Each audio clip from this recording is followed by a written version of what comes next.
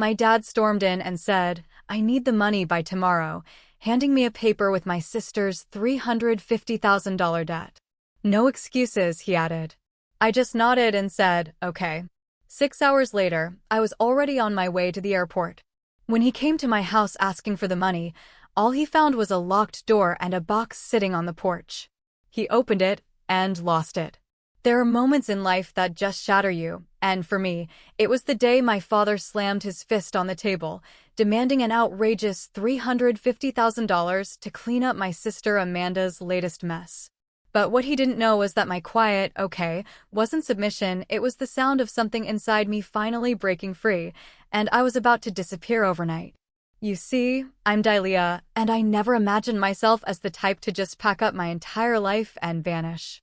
But to truly understand why I walked away that night, why that seemingly small word held so much weight, you need to know my family. My dad, John, was a force of nature. He built a real estate business from nothing, and he ran our family exactly the same way, with absolute authority, no questions asked. My mom, Susan, was his quiet counterpart, always smoothing things over, always submitting to his will. And then there was my younger sister, Amanda. 3 years my junior, but honestly, light years away in terms of responsibility.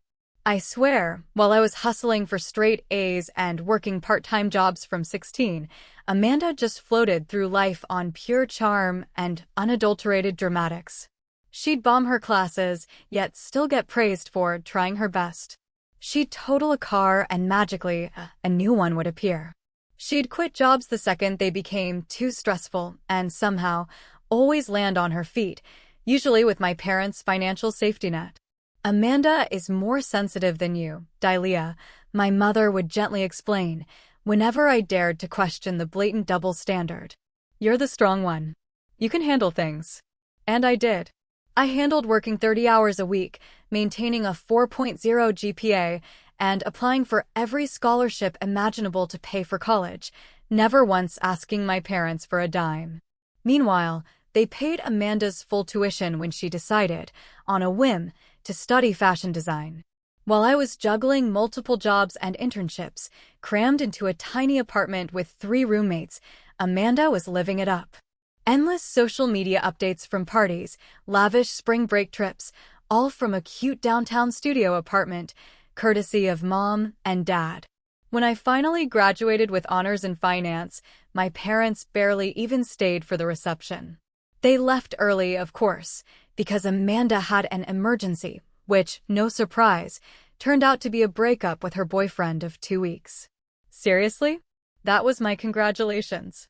I built my career methodically, brick by painstaking brick.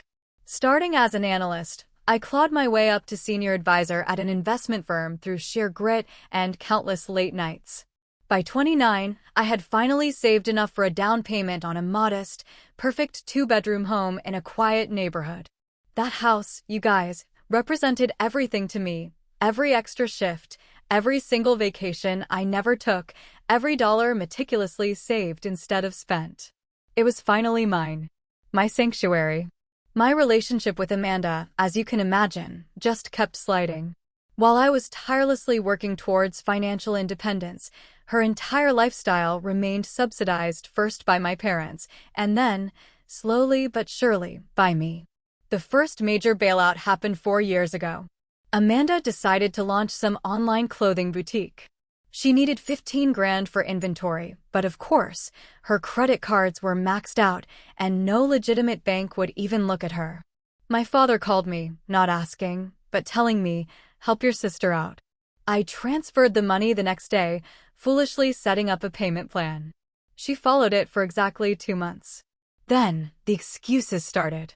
The business, predictably, folded within a year. Then came incident number 2. You won't believe it. Amanda got involved with some wealthy guy who, shocker, turned out to be married. There was this messy, public confrontation with his wife, and Amanda ended up being sued for property damage and emotional distress. 20,000 of my hard-earned savings vanished, just like that, to settle that case quickly and quietly. The third time, just 6 months ago, involved Amanda's absolutely extravagant apartment lease. She, naturally, couldn't afford it after quitting her job at a fashion magazine because her boss was, quote, totally toxic. $35,000 covered her lease termination, all the outstanding rent, and her moving expenses. Poof. Gone. After that third bailout, I finally had to do it. I called a serious family meeting. It was a tense dinner at my parents' house. This is the last time, I told them, my voice trembling, but I tried to sound firm. I love Amanda, but I cannot keep funding her mistakes. I have my own financial goals. My father just stared at me, his eyes cold. What, he asked, his tone making it absolutely crystal clear there was only one acceptable answer. Could be more important than helping your sister? My future, I managed to say, my hands clammy under the table. I've been saving for years to take a sabbatical and travel the world. That money has a purpose. My mom quickly jumped in, all placating sweetness. Of course, you deserve your trip, sweetheart. Amanda promises this is the last time she'll need help, right, Amanda? Amanda nodded tearfully, looking perfectly contrite, as always. I swear, Dee, she sniffled, I'm going to get my act together. New job interviews lined up already. I wanted to believe her. A part of me, the hopeful, naive part, always wanted to believe in the family fantasy, that we supported each other equally, that my sacrifices were appreciated, that things would eventually balance out. My life, other than the family drama, was actually going really well. A big promotion to senior investment advisor was on the horizon. I'd been dating Michael, an architect with kind eyes and a wonderfully calm presence, for almost a year. And most importantly, my travel fund was nearly complete. 5 years of meticulous saving for a dream I'd held since college. A full year of exploring the world, immersing myself in different cultures, finally, truly putting myself first. I'd even created this detailed travel journal, mapping out every step of my itinerary, researching local customs, learning basic phrases in various languages. Thailand would be my first stop, then Vietnam, Japan, slowly making my way across Southeast Asia before heading to Europe. Every single detail was lovingly planned, my reward for years of responsibility and unrelenting hard work. For once, everything seemed to be falling perfectly into place. I should have known it was too good to last. Then, the call came. 11:30 on a Tuesday night. I was reviewing client portfolios when my phone lit up, flashing my father's name. Dalia, family meeting tomorrow morning, 8 a.m. sharp at the house, he barked. No preamble, no hello. Just a command. Dad, I have client meetings all morning, I replied, feeling that familiar knot of tension already creeping into my shoulders. Cancel them. This is family. 8 a.m., the call ended before I could even respond. I immediately texted Michael. Family emergency, apparently. Meeting tomorrow morning. Already dreading it.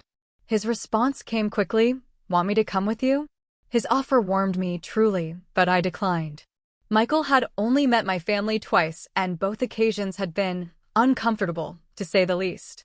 My father dismissed his architectural career as drawing pretty pictures of buildings, while my mother hovered anxiously, constantly apologizing for imagined slights. And Amanda? She'd shamelessly flirted with him, despite my obvious discomfort. I just wasn't ready to subject him to a full-blown family crisis. I arrived at my parents' house at 7:55 the next morning, bracing myself as I walked up that familiar brick pathway. The moment I stepped through the front door, the atmosphere hit me like a physical punch. My mother paced the living room, wringing her hands, offering me tea I didn't want. My father sat rigidly in his leather armchair, his face set in grim, angry lines. Amanda was curled on the sofa, her eyes red and swollen, punctuated by dramatic, theatrical sobs. What happened? I asked, remaining standing, my bag still slung over my shoulder. I already knew it was going to be bad. Your sister has gotten herself into a situation, my father began, his voice tightly controlled, but with this simmering fury underneath. Tell her, Amanda. Amanda looked up at me, mascara smeared beneath her eyes, a classic move. I made a mistake, Dee, she whispered, her voice breaking into another sob. Just tell me what happened, I said, already feeling my bank account draining away, dollar by dollar. The whole convoluted story emerged between Amanda's gasping sobs and my father's impatient interruptions. Amanda, against all odds, had tried to launch another boutique, this time a physical store in some fancy shopping district. Of course, she'd been denied conventional business loans, thanks to all her previous failures, so she turned to what she innocently called private investors. What they actually were: loan sharks, pure and simple, charging exorbitant, terrifying interest rates. $350,000, my father finally stated, his eyes fixed on me. That is what she owes, and they want it within 2 days. $350,000. The amount hit me like a physical blow. My breath caught in my throat. Are you serious? What could possibly cost that much? Retail space renovation, premium inventory, marketing campaign. Amanda mumbled, her voice barely audible. The interest just built up so quickly when I missed the first payment. These are not people you want to owe money to, my father continued, his voice grim. They've made threats. Legal action at minimum, but they implied worse. I looked at my mother, who was now frantically wringing her hands. Why not go to the police if they're threatening her? I asked, desperately searching for any other solution. And have Amanda's reputation ruined? Have our family name dragged through the mud? My mother exclaimed, horrified. Your father has worked decades to build his standing in this community. Of course. The family reputation. Always more important than actual safety, or, heaven forbid, Amanda ever facing real consequences for her actions. I'm trying to liquidate some assets, my father continued, but most of my capital is tied up in developments that can't be easily converted to cash, especially not in 48 hours. My mother quickly chimed in, with that sickly sweet tone. We would never ask if there was any other way, sweetie. But they weren't asking. Not really. The expectation hung heavy in the air, unspoken but suffocating. I was the solution. Again. What about the business itself? The inventory? I suggested, still desperately grasping at alternatives. Worthless, my father dismissed with a wave of his hand. The lease is underwater, and the merchandise was mostly on consignment. So there is literally nothing to show for $350,000? I asked, incredulity and, frankly, some disgust creeping into my voice. Amanda, predictably, started crying harder. I tried, I really thought it would work this time. I had clients interested, but then supply chain issues delayed everything, and the contractors went over budget with the renovations. I tuned out her excuses. It was a familiar script, variations of which I'd heard for years. A broken record. Meanwhile, my father's eyes never left me, calculating, assessing. My mother had moved to sit beside Amanda, rubbing her back in small, comforting circles. Dalia, my father finally said, his voice taking on that smooth, predatory tone he used to close business deals. You are in the best position to help. Your investment portfolio is substantial, and you have your travel fund. The casual mention of my travel fund sent a raw chill straight through me. I had never told him the specific purpose of my savings, only that I was saving for future plans. The fact that he knew exactly what it was for, and still expected me to just hand it over, spoke volumes. My entire dream, reduced to a bargaining chip. My travel fund would cover maybe half of that amount, I said carefully, trying to buy time, trying to reason. And it took me 5 years to save.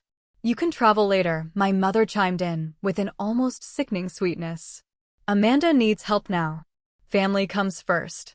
Family comes first. That familiar, infuriating refrain that always seemed to apply only to me, never to how the family treated me in return. Why is it always my responsibility to clean up these messes? I finally blurted out, a rare, furious flare of rebellion rising within me. I've bailed Amanda out 3 times already. I have my own life, my own plans. Plans that can wait, my father said dismissively, waving a hand. This is an emergency, diameter Amanda's safety could be at risk. I looked at my sister, who had somehow managed to compose herself enough to check her phone between sobs. Did you even try to solve this yourself before coming to me? Did you look into bankruptcy protection, negotiating a payment plan? Anything? There's no time for that, my father interrupted before Amanda could answer. These people want their money now. And that was when I knew, with absolute, gut-wrenching certainty, that nothing would ever change. This pattern would repeat endlessly. Amanda would create disasters, and I would be expected to sacrifice whatever was necessary to fix them. The realization settled over me like a heavy, suffocating blanket, but also, strangely, with this chilling clarity. Something fundamental had shattered inside me in that moment, but I kept my expression carefully neutral. I need time to think, I said, reaching for my bag, needing to escape. I can't just liquidate my entire investment portfolio instantly. You have until tomorrow morning, my father stated. Not a request. A command. As I turned to leave, Amanda finally looked up from her phone. I'm really sorry, Dee, she said, but her eyes held that same entitled expectation I had seen countless times before. It was just a performance. I just nodded without replying and walked out, the crushing weight of their expectations following me like a dark shadow. I didn't even make it home before my phone rang again. My father, of course, calling to ensure I was already working on the money transfer. Dalia, I expect solutions, not evasion, he said immediately when I answered. I'm trying to figure out what's possible, I replied, parking in front of my house, trying to keep my voice steady. $350,000 is not pocket change, Dad. I can't just withdraw that on a whim. This is not a whim. This is your sister's well-being. His voice hardened, stealing. I need the money tomorrow. No delays. Dad, be reasonable. Even if I agreed to this, which I haven't, financial institutions have withdrawal limits. There are processes. Figure it out. He cut me off, as always. You work in finance. Use your connections. I took a deep, shaky breath. What about other options? You could take a second mortgage on your house. Amanda could sell her ridiculously expensive car, her designer wardrobe. His laugh was cold, chilling. The house is already leveraged for business purposes, and Amanda's possessions would barely make a dent in this amount. Then what about a formal loan from a bank with you as cosigner? No time and a paper trail would complicate things. Translation: he didn't want any official documentation of this disaster. Image management, as always, was his top priority. Dad, I said, trying to keep my voice even, this is my future we're talking about. My entire savings. And what's more important, he shot back, his tone dripping with disdain, your vacation or your sister's safety? The way he framed it was so manipulative, designed to make me feel selfish, monstrous, for any hesitation. It's not just a vacation, I insisted, my voice rising a little. It's a life plan I've worked toward for years. My entire career has been building to this sabbatical. So you can take selfies at tourist traps? He scoffed, utterly dismissing everything. Be serious, Dalia. This is a real crisis. His casual dismissal of my deepest dreams, my hardest work, stung more than I wanted to admit. I could help with part of it, I offered, trying one last compromise. Maybe $50,000. You could cover the rest. This is not a negotiation, he stated flatly, cutting me off. Your sister needs $350,000 by tomorrow, and you are going to provide it. And if I cannot, or will not? The words slipped out before I could even reconsider. The silence on the other end was brief, but charged, heavy with unspoken threats. Then you are not the daughter I raised. Family takes care of family, diameter. Your mother and I have given you everything. Put you through college, supported your career. I nearly laughed. A bitter, hollow laugh at the blatant revision of history. Dad, I put myself through college, with scholarships and multiple jobs. You paid for Amanda's education, not mine. We gave you a roof over your head growing up. Food. Opportunities, he roared. Basic parenting is not a debt I need to repay with my entire financial future, I replied, surprising myself with my own boldness, my own strength. I see how it is, he said, his voice dangerously quiet now. When we need you, suddenly we're not good enough parents.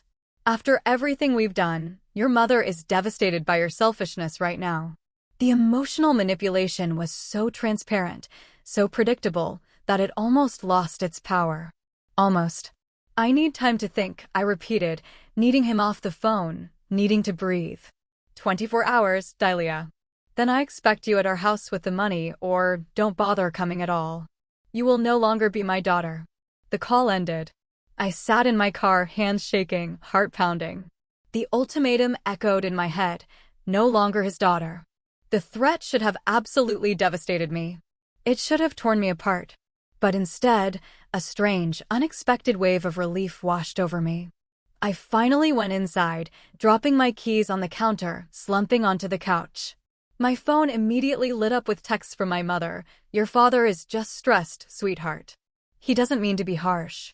Amanda is crying again. She feels terrible for putting you in this position. We know it's a lot to ask, but family always comes through for each other. Please call me back. We can figure this out together. The messages just kept coming, alternating between relentless guilt trips and sickly sweet placations. I silenced my phone and stared at the ceiling, feeling the suffocating weight of my family's expectations pressing down on me like a physical, unbearable force. Later that evening, as I was trying to research what liquidating my entire portfolio would actually entail, because some part of me was still desperately trying to find a way, my doorbell rang. There was my father, standing on the porch, his face set in determined, unyielding lines. I thought we could discuss this like adults, he said, pushing past me into my house without even waiting for an invitation. There's nothing to discuss, I replied, closing the door firmly behind him. You've made your position perfectly clear. He surveyed my living room with those critical, judging eyes before turning back to face me. I want you to understand the severity of the situation. These people Amanda borrowed from are not playing games. I understand perfectly, I said, my voice flat. Amanda made terrible decisions and now expects everyone else to save her, as always. His face flushed a furious red. You have always been jealous of your sister. The accusation was so utterly absurd, so beyond belief, I actually laughed. A harsh, disbelieving sound. Jealous of what? Her inability to hold a job? Her mounting debt? Her complete lack of responsibility? Of her spirit? Her creativity? The fact that she takes risks while you play everything safe, he shouted back. Those risks seem to be costing $350,000 at the moment, I pointed out, my voice laced with sarcasm. He waved a dismissive hand. Money can be replaced, family cannot. Exactly my point, I agreed, a chilling calm settling over me. Yet you are willing to disown me over money. He stepped closer, his voice lowering to an ominous whisper. I need the money tomorrow and no delays. I've already told these people we will have it. The presumption was absolutely staggering. He had guaranteed my money without even having a conversation with me first. Without my consent. You had no right to make promises on my behalf, I said, that strange calm deepening, solidifying. I had every right. I am your father, he shouted, his control finally, completely slipping. That does not give you ownership of my finances. It gives me the right to expect support in a family crisis, he screamed. After everything we have done for you, this is how you repay us? With selfishness and arguments, when your sister could be in danger. I looked at this man, my father. I really, truly looked at him, perhaps for the first time in my adult life. I saw not the imposing, all-powerful figure of my childhood, but someone smaller, someone who controlled through fear and obligation, not genuine respect or love. I will think about it, I said quietly, firmly. Now, please leave. I need to make some calculations. He stared at me for a long, intense moment, then nodded stiffly. Tomorrow morning, diameter 9 a.m. at our house with the funds, or don't bother coming at all. After he left, I sat in silence for nearly an hour, my mind racing, a whirlwind of anger, hurt, and desperate calculations. Then, with sudden, absolute clarity, a small smile touched my lips. I whispered to my empty living room, okay? That, okay, was for me. I didn't sleep that night. Not a single minute. Instead, I sat cross-legged on my bed, 5 years of travel journals spread all around me. Detailed itineraries, language notes, cultural research, budgets, all meticulously calculated, recalculated, dreamed over. 5 years of my future, meticulously documented. Tears fell occasionally as I flipped through the pages, but they weren't the desperate, trapped tears of someone giving up. No. These were morning tears, acknowledging what was ending, but also what might finally be beginning. The wall opposite my bed featured a large world map, colorful pins marking every planned destination. Thailand, Vietnam, Japan, Indonesia, continuing across continents. I had visualized this journey so many times, imagining myself growing, learning, discovering parts of myself that had never had the space to emerge within the suffocating confines of my family's expectations. Around 3 o'clock in the morning, staring at that map, something profound crystallized within me. A realization so clear, so undeniable, it felt almost like a physical sensation, a weight lifting. I didn't owe them my future anymore. The constant burden of being the responsible one, the reliable one, the fixer, had been so normalized, so ingrained, I had never truly questioned it. But now, faced with the demand to sacrifice everything I had worked for, the sheer absurdity of the pattern became impossible to ignore. Amanda would never change as long as she was shielded from consequences. My parents would never see me as anything but a resource as long as I allowed it. This toxic cycle would repeat forever unless someone broke it. That someone, I realized with a jolt, would have to be me. The plan formed with surprising speed and crystal clear clarity. This wasn't just an emotional reaction, it was a strategic, deliberate decision. I would not give them the money. I would not show up for the 9 a.m. ultimatum. I would not continue to participate in this profound dysfunction. I would disappear, not forever, not burning every single bridge, but long enough to establish boundaries that had never, ever existed in my family. I would take the journey I had planned, starting immediately, right now, rather than waiting for the original departure date 3 months from now. A curious, empowering calm settled over me once the decision was made. I showered, made coffee, and began making lists with methodical precision. What to pack, what to store, bills to prepay, people to notify. Every single step felt like reclaiming a piece of myself. At 7 a.m., I called Michael. His voice was groggy with sleep, but he quickened to alertness as I explained the entire, insane situation. "Your father actually threatened to disown you if you don't give them the money," he asked, disbelief clear in his tone. Yes, I admitted, and this was the honest truth, and the strangest part is how little that threat actually hurts. It's like it finally gave me permission to choose myself for once. "What are you going to do?" I took a deep breath. "I'm going to take my trip, starting today. I can't be here for their 9 a.m. deadline because I know they'll wear me down eventually. I need to be gone." There was a pause, and for a split second, I worried he would try to talk me out of it, tell me I was overreacting. But instead, he just said, "Where are you going first?" "Thailand?" "Bangkok." It was always going to be my first stop. "Do you want company?" he asked simply. The offer touched me deeply, profound in its acceptance. "Not yet. I need to do this part alone, I think. To prove to myself that I can. But maybe you could meet me somewhere along the way, once I've found my footing. Just tell me when and where," he promised, without hesitation. "I have vacation time saved up." "And Ilea, I'm proud of you. This is incredibly brave." His unwavering support brought fresh tears to my eyes. "Thank you. That means everything right now." After we hung up, I moved with a renewed, fierce purpose. I called my boss, explained I needed emergency personal leave, and was so relieved when she was incredibly understanding. I had always been a valuable employee, never taking sick days, working holidays when needed. She agreed to 3 months of unpaid leave with the possibility of extension. Next, I went to the bank and withdrew a significant portion of my savings, purposely not all of it. Enough for extended travel, living modestly, but leaving some invested for my eventual return. I wasn't burning every single bridge behind me, I was just creating necessary, healthy distance. I booked a one-way ticket to Bangkok, departing that very evening. The travel agent found me a last-minute seat, and the confirmation email brought this dizzying mix of terror and exhilarating freedom.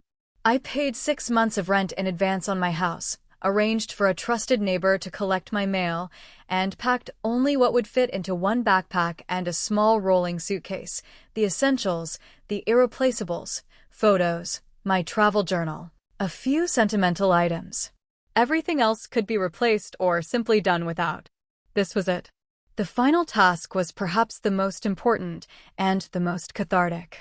I found a decorative box I'd received as a gift years ago, lined it carefully with tissue paper, and began filling it with cold, hard documentation, a meticulous ledger of every loan I had given Amanda over the years, totaling nearly $70,000, copies of emails and texts promising repayment that, of course, never materialized, a collection of IOUs written in her own handwriting, which she likely didn't even remember signing. Then I wrote a letter. It took 3 agonizing attempts to get the tone right. Not angry, not vindictive, but perfectly clear and brutally honest. I explained why I could not continue in the role assigned to me. I expressed love, yes, but also the absolute necessity of this separation. I documented the pattern of exploitation, not with accusation, but with undeniable facts. I did not reveal my destination, but I did leave open the possibility of future contact, once boundaries were established. I signed it simply, Dalia, rather than the usual love, Dalia, that had ended every communication with my family since childhood. A small, subtle, but profoundly significant shift. The box, that meticulously prepared final gift, was wrapped with a simple ribbon. I placed my spare house key on top. At 4 p.m., my phone rang again. My father. "I expect to see you at 9 o'clock sharp with the money," he stated, no greeting, no preamble. I took a deep breath, steadying my nerves, and replied with perfect calm. "Okay." I could practically hear the surprise in his momentary silence, quickly replaced by a smug satisfaction. "Good. Your mother will make breakfast." "Sounds nice," I said, my voice betraying nothing, not a single hint of my meticulously crafted escape. After hanging up, I immediately turned off my phone, removed the SIM card, and slid both into a drawer. I would get a new phone, a new number, in Thailand. A clean, undeniable break. The taxi arrived at 5 o'clock. I took one last look at my house, that symbol of my hard-won independence. A complex mix of emotions swirled within me. Sadness, certainly, for what I was leaving behind. Fear, absolutely, for the unknown. But overwhelmingly, underneath it all, a sense of liberation so profound, so powerful, it was almost dizzying. In the taxi, as the familiar streets rolled past, I allowed myself a small, private smile. For the very first time in my adult life, I had chosen myself. I had spent the entire night awake, moving with that strange, heightened clarity that comes from exhaustion combined with absolute conviction. Each item I packed had been carefully considered, each document secured, each loose end tied up as neatly as possible. I had already withdrawn a significant portion of my savings, converting some to traveler's checks and prepaid international cards, distributing the rest between different accounts accessible globally. Not my entire life savings, no, but enough to sustain me for at least a year abroad, living modestly but comfortably, exactly as I had planned. The practical arrangements were surprisingly simple. 6 months of rent paid in advance to my landlord, utilities set to automatic payment, my few plants given to a neighbor, mail forwarding arranged. I packed light, a true minimalist.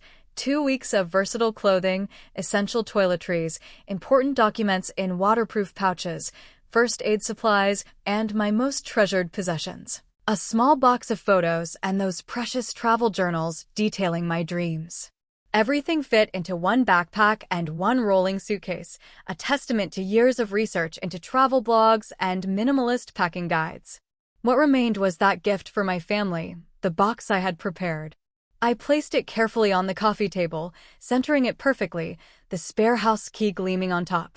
Inside was the damning documentation of years of financial support given to Amanda, the broken promises of repayment, and my letter explaining my decision. The letter itself had been the hardest part.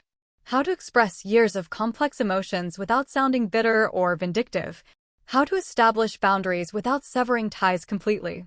I had rewritten it multiple times, finally settling on a version that felt true to my feelings while still leaving room for possible reconciliation someday, on healthier terms. It laid out the simple facts.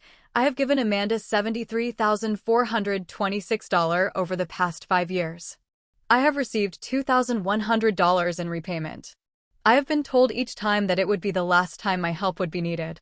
I cannot and will not provide $350,000 to cover this latest crisis. The middle sections detailed the destructive pattern of our family dynamics, my repeated, ignored attempts to establish boundaries, and the consistent dismissal of my own needs and goals. It concluded with my decision. I am taking the journey I have planned for 5 years. I need time away from this pattern that hurts all of us in different ways. Amanda needs to face consequences to grow. You need to recognize that protecting her from those consequences has only enabled destructive behavior. I need to discover who I am outside the role of family fixer. I love you, but I cannot continue like this. I will be in touch when I am ready. I did not specify where I was going or for how long. That uncertainty was a necessary shield against my father's controlling tendencies and my own potential weakness if faced with enough emotional manipulation. I walked through my home one final time, a space that represented so much hard work, so much independence. My first real achievement as an adult. Purchased with my own money, decorated to my own taste.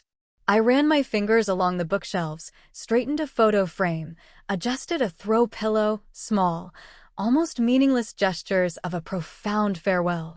At exactly 8:55 a.m., 5 minutes before I was expected at my parents' house with the money, my phone rang again. My father, of course, calling to make sure I was en route, funds in hand. I answered with steady, almost defiant composure. Hello, Dad. Are you on your way? No greeting, no pleasantries. Everything is being taken care of, I replied, the careful phrasing technically true, while revealing absolutely nothing. Good. Your mother is making those blueberry pancakes you like. The sheer audacity of his attempt at normalcy, at pretending this was just a regular family breakfast rather than an act of financial extortion, almost made me laugh out loud. I will handle everything, Dad, I said, the double meaning clear only to me. See you soon. He hung up without waiting for my response. I immediately turned off my phone, that symbolic act feeling surprisingly powerful, like choosing silence over the constant barrage of demands and guilt. Outside, the taxi arrived precisely on schedule. The driver helped load my luggage, commenting on how lightly I was traveling, assuming I was taking a short business trip. I smiled, a private, knowing smile, without correcting him. I took one last look at my house before closing the door, testing that it was locked, then placed the box with the letter carefully on the welcome mat, positioned exactly where it could not be missed. The ride to the airport passed in contemplative silence. The familiar streets of my neighborhood, then the highway, then the approach to international departures, each mile increasing the distance between the old Dalia and whoever I was about to become. At the airport, I moved through check-in with a strange, almost mechanical efficiency. Yes. One-way ticket. No return flight yet. Passport, boarding pass, security screening, the practiced choreography of modern travel carrying me forward, one step at a time. Sitting at the gate, I finally allowed myself to fully process what I was doing. Leaving behind my job, temporarily. My home maintained. My relationship paused, not ended. And my family profoundly, irrevocably complicated. Was I overreacting? The doubt, a tiny, insidious worm, crept in as the boarding process began. $350,000 was an enormous sum, but was it truly worth this dramatic, scorched-earth exit?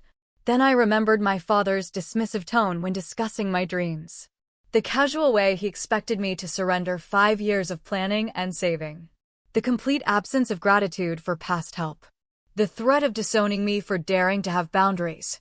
The years of enabling Amanda's irresponsibility while demanding absolute, perfect responsibility from me.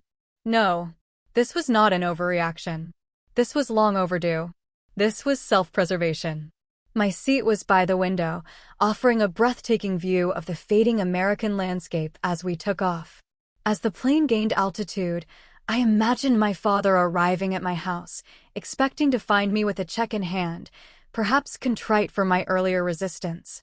Instead, he would find a locked door and a box of truths never before assembled so clearly.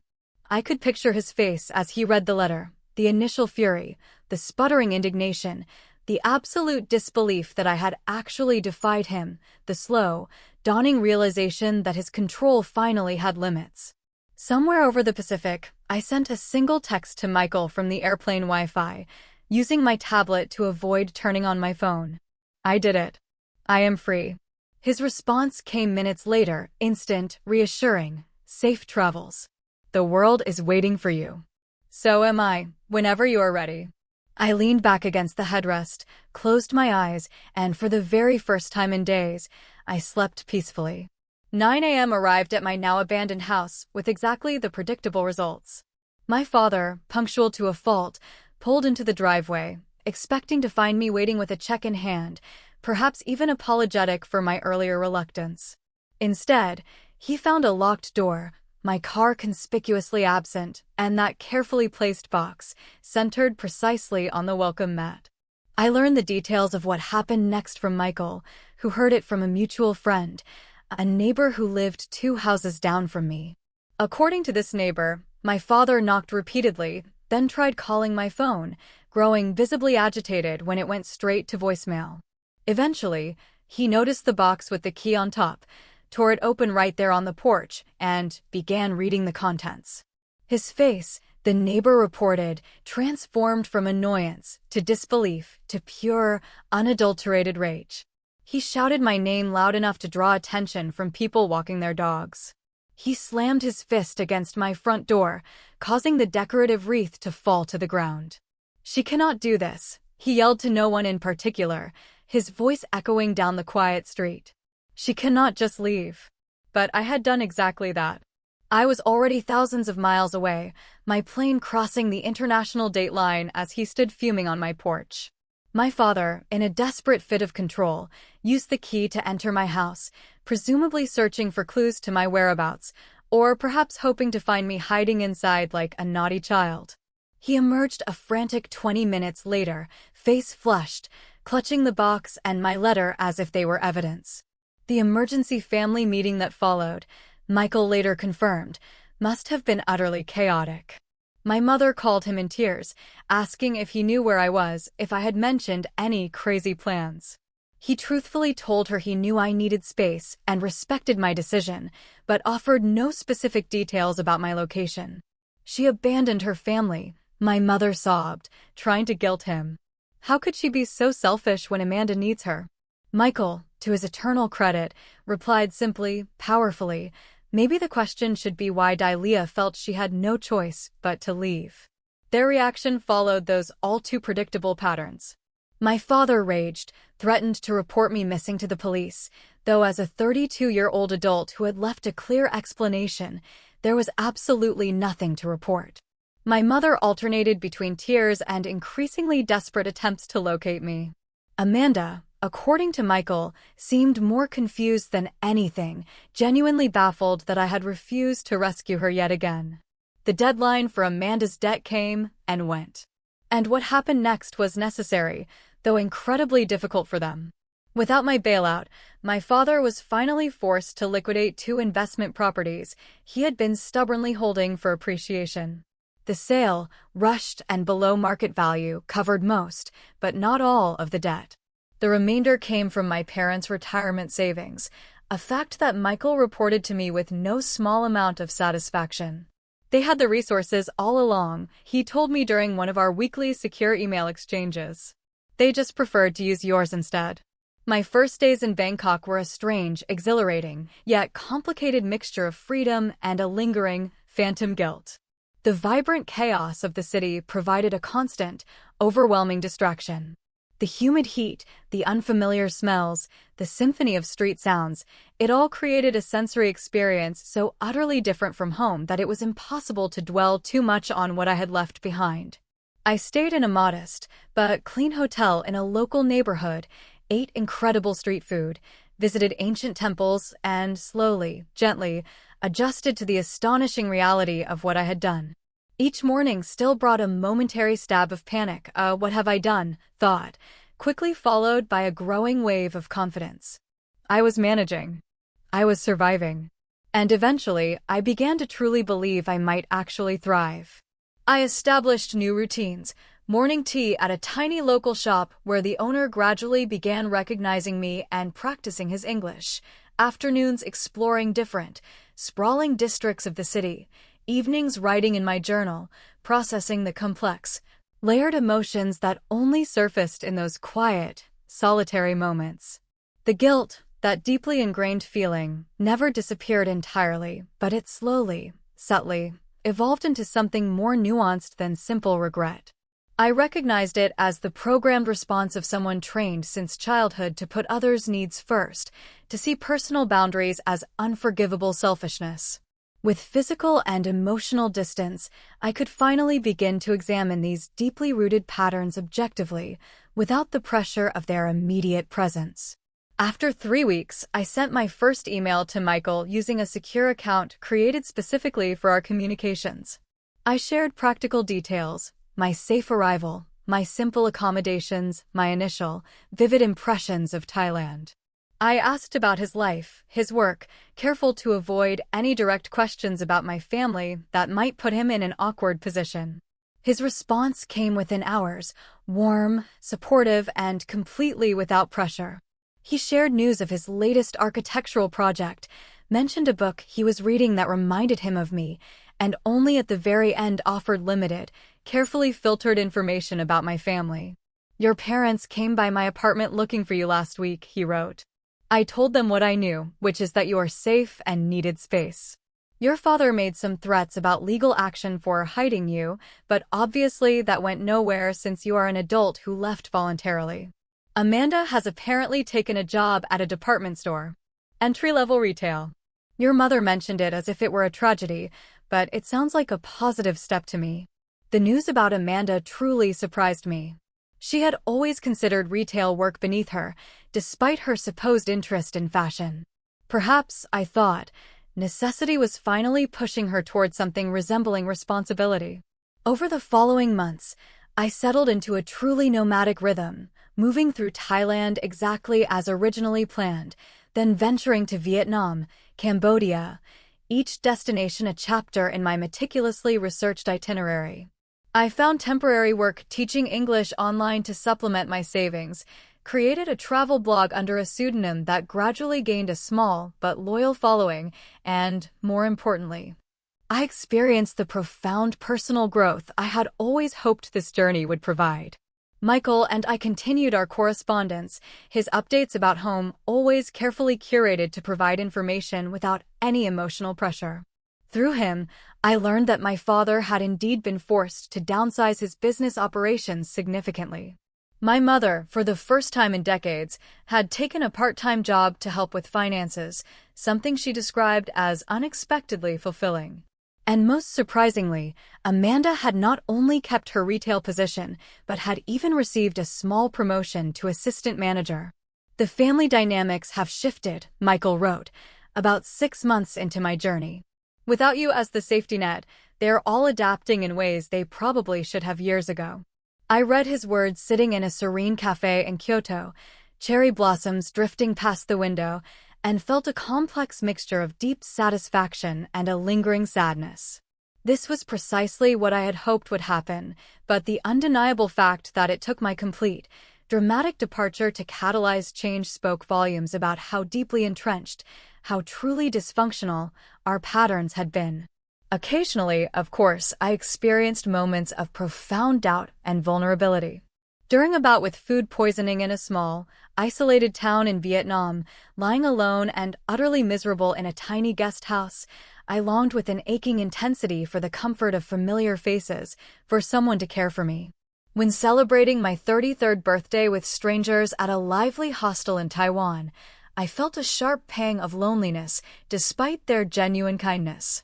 But these moments passed, and each time I emerged stronger, more resilient, more confident in my ability to navigate the world independently. The woman who had spent decades being reliable for everyone else was finally discovering she could be reliable for herself as well. And that was everything. Michael joined me for 2 incredible weeks in Japan, a slightly awkward, Yes, but ultimately wonderful reunion that powerfully confirmed our connection had survived the separation, perhaps even grown stronger for it. We parted with promises to meet again in Europe, our relationship evolving into something different, something more balanced than before. Almost exactly 9 months after my initial departure, an email arrived from an unfamiliar address. The subject line read simply, "From your mother." I stared at it for a full, agonizing day before finding the courage to even click. A year had now passed since my abrupt departure, and spring in France was as beautiful, as vibrant, as my travel journals had promised. I had arrived 3 days ago, my 10th country on this transformative journey of self-discovery. I was sipping my coffee at a bustling Paris cafe, the morning conversations and clinking espresso cups a soothing backdrop, when I logged into my email. I immediately noticed a new message from Michael. We had maintained our correspondence throughout my travels, and he was planning to join me in Italy the following month. His updates from home had naturally become less focused on my family over time, a welcome evolution as my new life took clear precedence over the past I had left behind. Today's message, however, was different. "Your mother asked me for your email address," he wrote. "I didn't give it to her, of course, respecting your privacy, but she gave me a letter to forward to you. It seems sincere, diameter. I've attached it, but only you can decide if you want to read it. No pressure either way. I support whatever you choose." The attachment sat in my inbox, unopened, a digital ticking bomb. I ordered a second coffee and a flaky croissant, buying time with small indulgences, trying to prepare myself. The terrace had filled with Parisians and tourists alike, the spring sunshine drawing everyone outdoors after a rainy week. Finally, with a deep breath, I clicked on the attachment, bracing myself for the usual guilt trips, the emotional manipulation I knew so well. "Dear Dalia," it began simply. "I hope this message finds you well and safe wherever you are. I have started this letter 100 times over the past year and discarded every attempt. What could I possibly say that would matter after everything that happened? But today I realized that perhaps the most important thing is simply to acknowledge the truth, even if it changes nothing between us." I paused, my breath hitched. I was utterly stunned by the tone. This did not sound like the mother I knew, the peacekeeper who smoothed over difficult realities with flimsy platitudes and clever deflection. "You were right to leave," she continued. "I have had a year to reflect on the destructive patterns in our family, and I am deeply, profoundly sorry for my role in them. Your father and I put unfair pressure on you throughout your entire life. We expected you to fix problems you did not create while shielding Amanda from the consequences of her actions. We called it love, but it was not loving toward either of you. It damaged you both in different ways." My coffee grew cold, forgotten, as I read on, absorbing words I truly never expected to hear from my mother. "Our family has changed since you left. Not immediately, and certainly not without pain. Your father was angry for months. Amanda was confused and deeply hurt. I was simply lost. But gradually, slowly, necessity forced changes that should have happened years ago." She detailed these changes with surprising, raw candor. "My father had scaled back his business significantly after being forced to sell properties to cover Amanda's debt. The reduced income had forced my parents to adjust their lifestyles dramatically. My mother had taken a part-time position at a local library, something she described, almost tentatively, as unexpectedly fulfilling. Most significantly, Amanda had maintained her retail job for almost a year now, even receiving a small promotion to department manager. She had moved into a smaller apartment within her actual budget and was taking community college courses in business management. "She is learning to stand on her own feet," my mother wrote. "It has been difficult for her, but I see a strength emerging that was always there, just never required. Your absence forced us all to grow in ways we had deliberately avoided." The letter contained no demands for my return, no intrusive questions about my location, not even a plea for a response. It ended simply, "I do not know if you will ever want to reconnect with us. I would not blame you if the answer is no. I just wanted you to know that your courage in leaving helped us all, though it took us too long to see it. Be well wherever you are. You are loved and missed, but more importantly, Dalia, you are respected for making the choice that was right for you." I read the letter 3 times, tears blurring the screen on the final reading. But these weren't tears of regret or homesickness. No, these were tears of recognition, of profound acknowledgement. Something fundamental had shifted, not just in my life, but in my family's very understanding of itself. Later that afternoon, I composed a careful, measured reply to my mother, brief but utterly genuine, acknowledging receipt of her letter and expressing sincere appreciation for her insights. I shared that I was safe and well, pursuing the incredible journey I had planned for so long. I still did not disclose my exact location or my future plans, meticulously maintaining the boundaries that had become so fundamentally important to my healing process. But I did leave open a small, tentative door to future communication.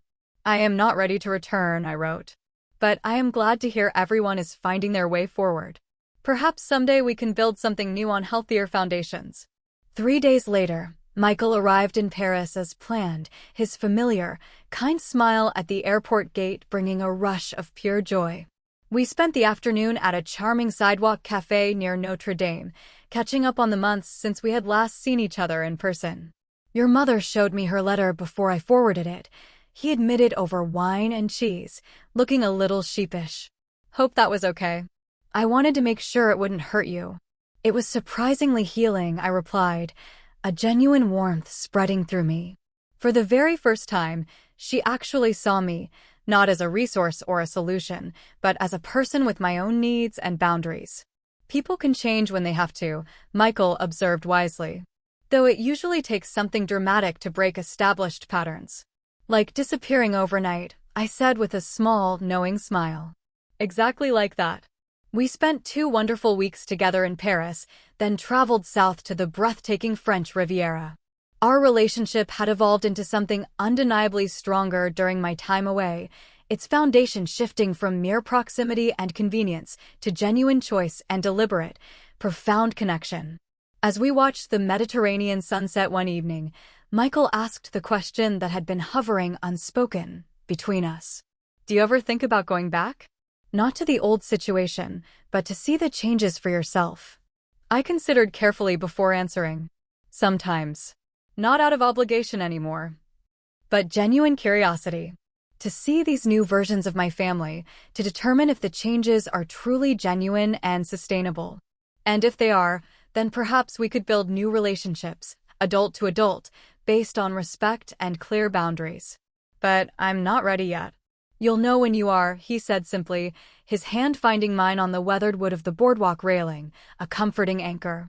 The journey I had initially planned for a year extended to 15 months as I continued exploring Europe, occasionally joined by Michael during his vacation time.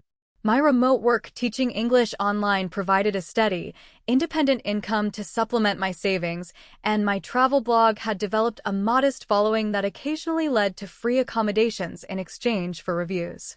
Throughout this time, I maintained sparse but civil communication with my mother via email. Basic life updates, no deep emotional exchanges, but no hostility either. A slow, tentative rebuilding of trust through consistent respect for boundaries. The lessons of my journey crystallized over time, becoming clearer with distance and perspective, like mountains emerging from the mist. First, I learned that healthy boundaries are not selfish, they're absolutely essential. The constant sacrifice of self for others creates not harmony, but profound dysfunction. True family support should be reciprocal and respectful, never a one-sided extraction.